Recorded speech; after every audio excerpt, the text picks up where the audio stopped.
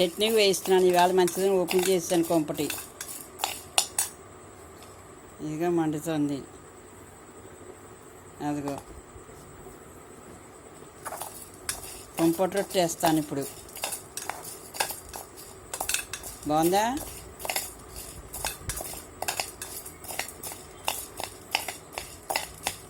ఇక్కడ తెలుస్తుంది 2 నిమిషాలండి.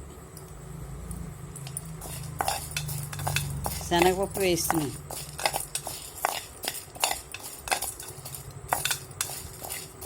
ఇది అయ్యాక చట్నీ అయ్యాక ఇందులో రొట్టె వేస్తాను. పైన బొగ్గులు వేస్తాను. ఇప్పుడు సేమిటి పళ్ళి ఉంది, పైన 2 బొగ్గులు వేసేసి ఉంచేస్తాను. కొన్ని బొగ్గులు తీసేస్తా. ఇవే వెయ్యాలి. ఇవి బొగ్గులే వేసి కొన్ని బొగ్గులు తీసేస్తాను.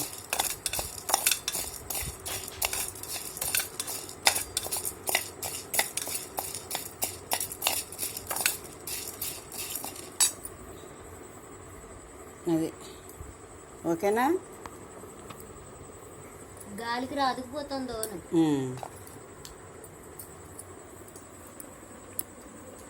మా ఏం బొగ్గలు తీసేయాలండి. తీసేస్తాను. మామిడి పట్టదు అప్పుడు కొన్ని సన్నగా కాదు. తీసేస్తాను. పోపు ఇది వేగవేగ తీసేస్తాను. పోపు ఎంచి తీసేసి ఇక్కడ పెట్టేసుకుంటాను.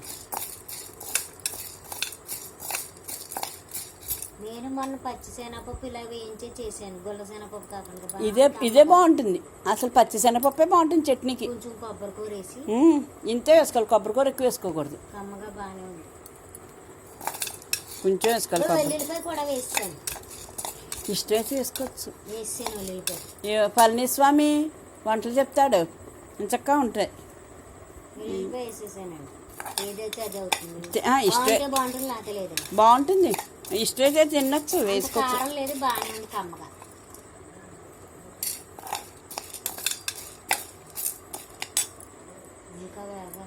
ఇంకా వేగలేదు కానీ నిమ్మలంగా వేగుతుంది.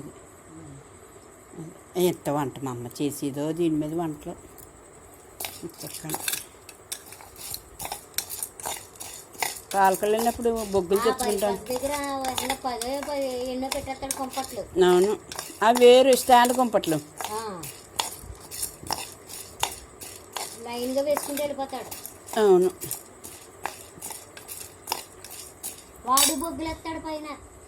అదే నన్ను సేవంటి పళ్ళె ఉంది. సేవంటి పళ్ళె మీద 2 బొగ్గులు వేసేస్తాను. వేయాలి.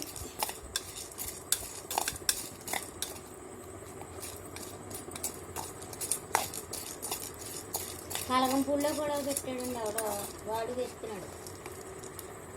ఇంకా వేగాలి. 4 5 పెట్టాడు కంపట్టు.